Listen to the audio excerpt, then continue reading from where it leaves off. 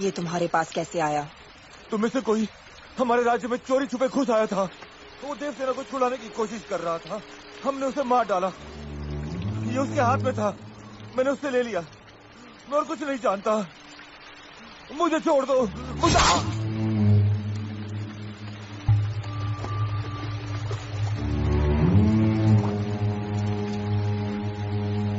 कोई निशान ना रहे, सारी लाशें दफना दो।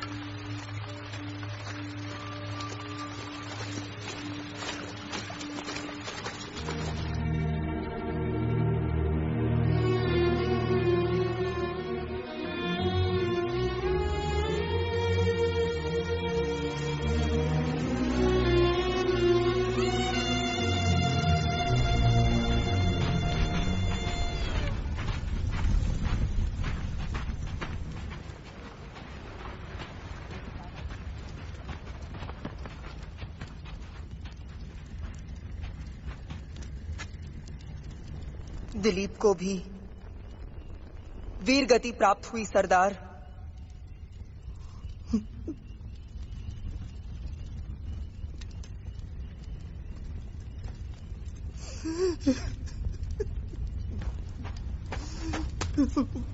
तुम्हारे आंसू पलकों से नीचे न गिरने पाए।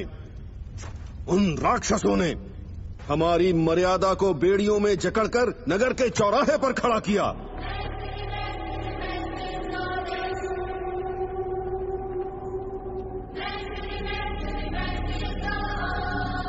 हमारी रानी देवसेना को क्रूरता से जानवर की तरह बांध दिया।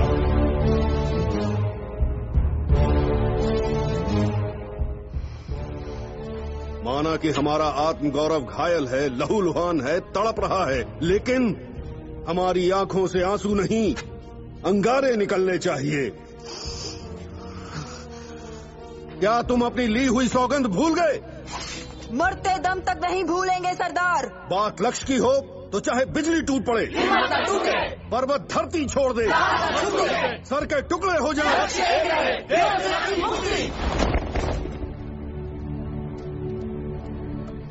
अपना लक्ष्य पाने के लिए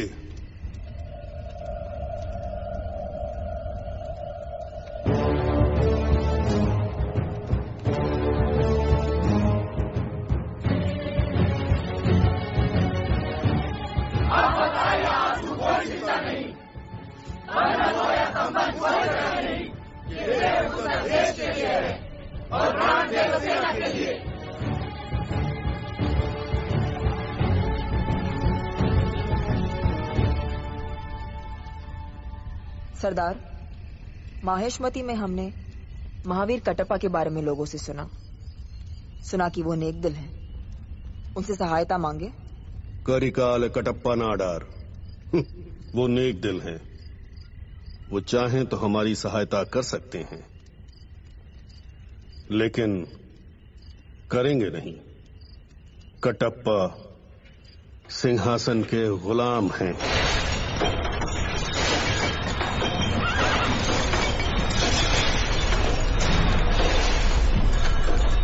कटप्पा, काबुल से हथियारों के सौदागर शेख असलम खान आपसे मिलने आए हैं।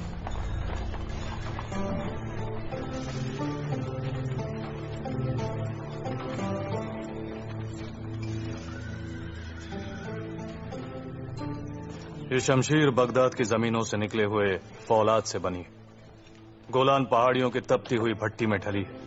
पर्शिया के साइंसदानों ने इसकी धार तैयार की है। दूध पीता बच्चा भी इसे हाथ में ले ले तो एक झटके में 10 दरख्त काट गिराए।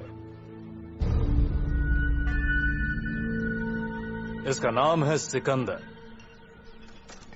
शान शमशीर।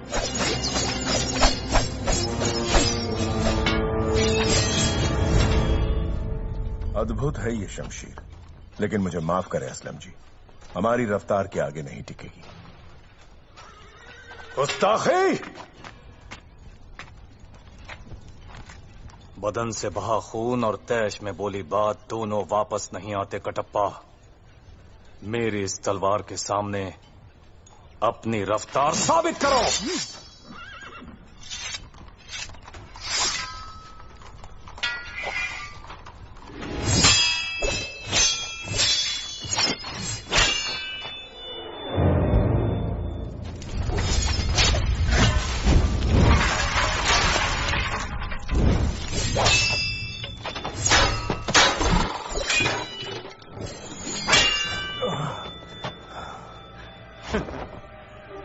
अब समझे कटप्पा?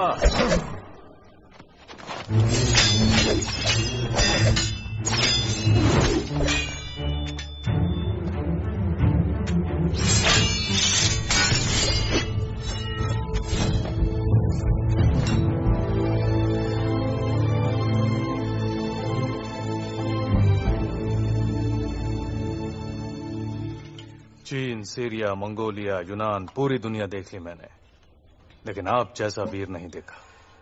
आपके साथ दस्तरखान पर बैठना मेरे लिए फक्र की बात होगी। आइए कटप्पा। मुझे माफ करें असलम जी, गुलाम को राजघराने के साथ उठने बैठने की अनुमति नहीं। गुलाम? इतने बड़े हथियार खाने के अधिपति आप एक गुलाम? हाँ असलम जी, ऐसा गुलाम कहाँ होगा जो युद्ध के लिए हथियार बनाता है, युद्ध में अपनी जान पर खिलकर राजा की जान बचाता है और युद्ध के बाद राजा के चरणों में पड़ा रहता है। बोलिए, आपकी आजादी के लिए महाराज को कितनी कीमत चाहिए? मैं 10, 50, 100 गुना देकर आपकी आजादी खरीद लूंगा। बोलिए। इस गुलाम की कोई कीमत नहीं असलम जी। मेरे वंश में जन्म लेने वाला हर कोई माहिष्मती राज सिंहासन की गुलामी करेगा। ये मेरे पुरखों का वचन है। वचन देने वाले इस दुनिया में नहीं रहे और आप अब तक वचन देने वाले दुनिया में नहीं रहे, लेकिन उनका वचन आज भी है असलम जी। ये मिट्टी का ढेर अब इस मिट्टी की अमानत है। आपको देखकर पता चलता है कि वफादारी का भी एक चेहरा होता है कटप्पा। कभी कोई जरूरत पड़े तो भूलना नहीं कि दुनिया में आपका एक दोस्त भी है।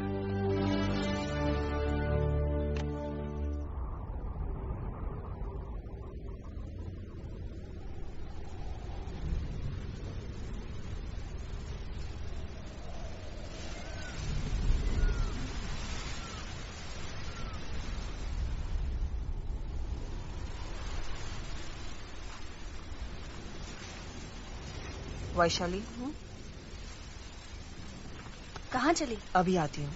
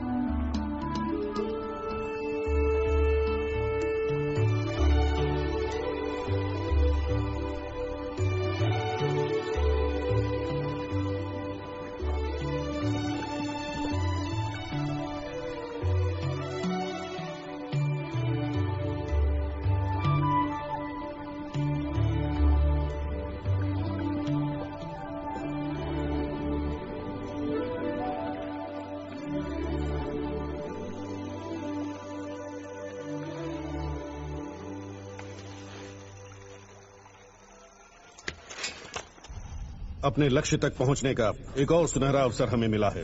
आने वाली चतुर्दशी को भल्लाल देव का जन्म दिवस बड़ी धूमधाम से मनाया जाएगा। पूरा राज्य उत्सव की तैयारी में लगा होगा। रानी देवसेना को छुड़ाने का अवसर। सरदार मुझे जाने दीजिए। सरदार मैं जाऊंगा। इस बार अवंतिका को दूंगा।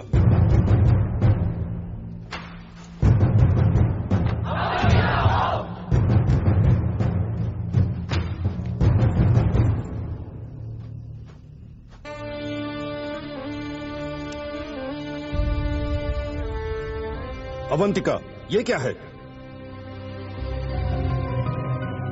ये कहां से आया? वहीं से जहां तुम संघर्ष को भूलकर श्रृंगार की तरफ मुड़ गई।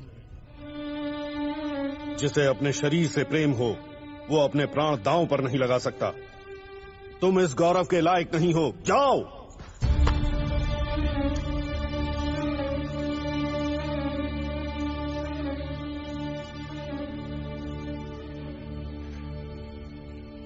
कायरता के नहीं है मेरे ये आंसू, और पीड़ा के तो बिल्कुल भी नहीं।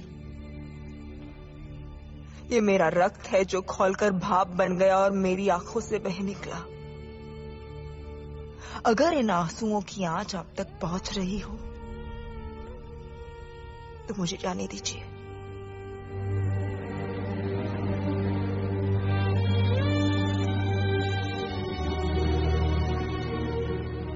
दो दिन बाद तुम्हें कूच करना है। तैयारी करो। ध्यान से अपना काम पूरा करके आओ अवंतिका। अगर तुम सावधान न रही और पकड़ी गई तो वो भल्लाल देव तुमको तड़पा तड़पा के जान से मार देगा।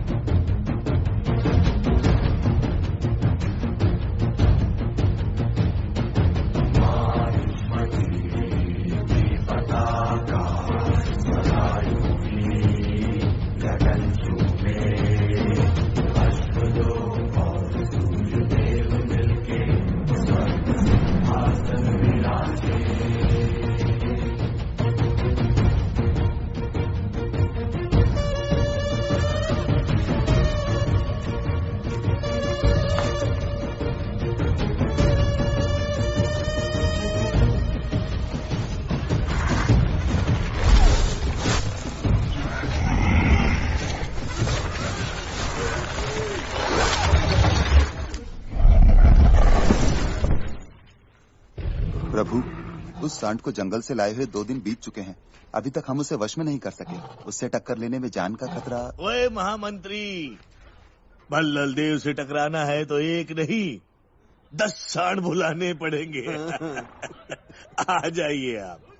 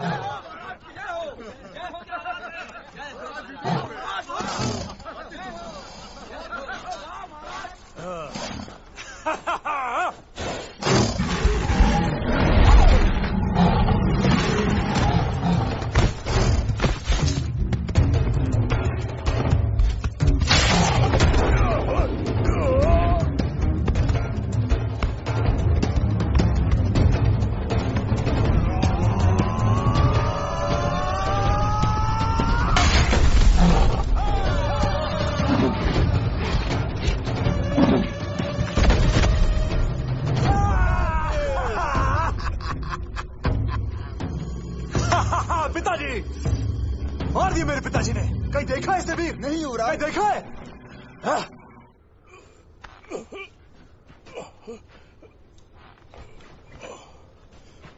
तुम्हारी निष्ठा देखकर मैं सच में हैरान हो जाता हूं कटप्पा। तुम्हारे मन में मेरे लिए कितना द्वेष है ये मैं जानता हूं,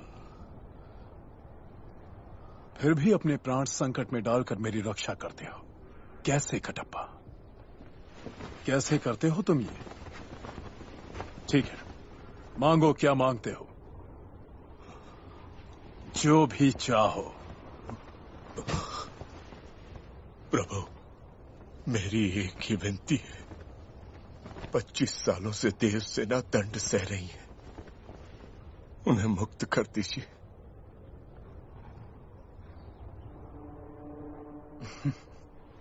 ठीक है, वचन दिया तो दिया। जाओ, देव सेना को मारकर उसे मुक्त कर दो। मृत्यु से बड़ी मुक्ति और क्या हो सकती है कटप्पा? जाओ। नहीं तो फिर भुगतने दो। 25 साल नहीं, अंतिम सांस तक भुगतने दो।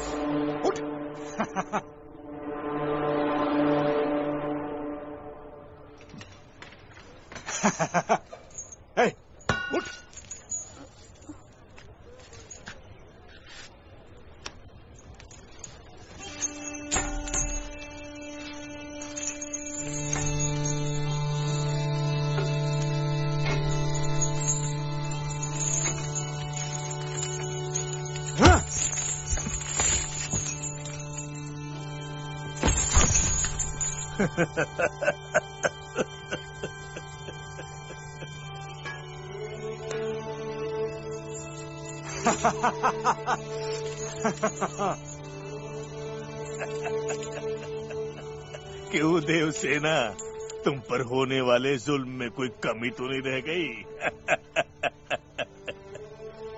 तुमने मुझे ठुकराया और उसको चाहा। अब बताओ, कहां है वो?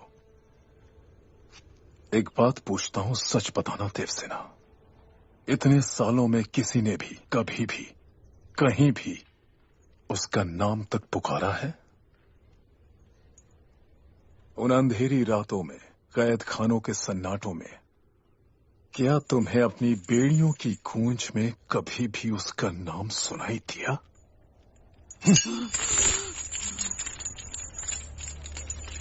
नहीं। माहिष्मति भूल चुका है देवसेना।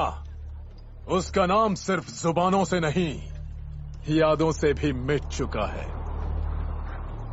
इस राज्य में सिर्फ 2 लोग उसका नाम लेते हैं, तुम और मैं। तुम कि अपनी मौत से पहले उसे आखिरी बार देख पाओ, मैं ताकि एक बार और उसे अपने हाथों से मार पाऊं। दोनों की इच्छाएं अधूरी हैं।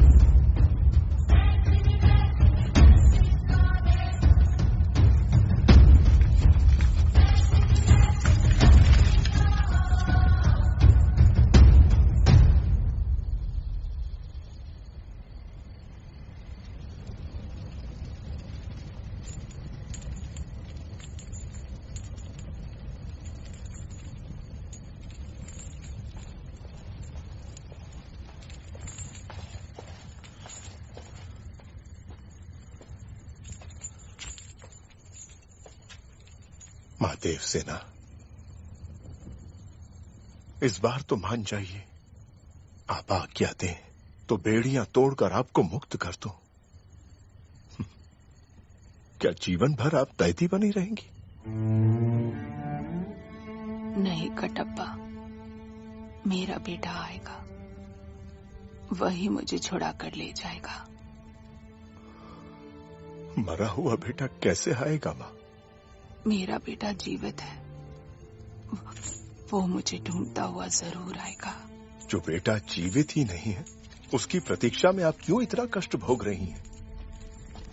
इस भ्रम से निकलिए मां। आपको मुक्त करवाने का अवसर मुझे बार बार नहीं मिलेगा। रात के पहरेदार किसी भी समय यहां आ जाएंगे। मान जाइए, मान जाइए मां। मैं आपसे विनती कर रहा हूं, और आप ये क्या पागलपन कर रही हैं?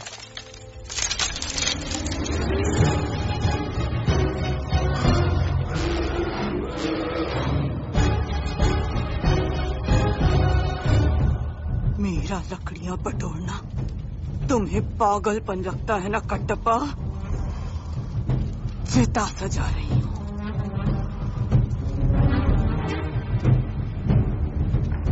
भल्लाल देव का रक्त, प्राण, हड्डियां, शरीर सबको भस्म करने के लिए चिता सजा रही हूं। मेरा बेटा आएगा और उस दरिंदे को खींचकर इस चिता पर लिटाएगा। मेरा बेटा उस भलाल देव की चिता को मेरे हाथों से अग्नि दिलाएगा। मृत्यु के भय से जब वो चिल्लाएगा तो माहिष्मती महल की दीवारें दहल उठेंगी। मेरा बेटा आएगा।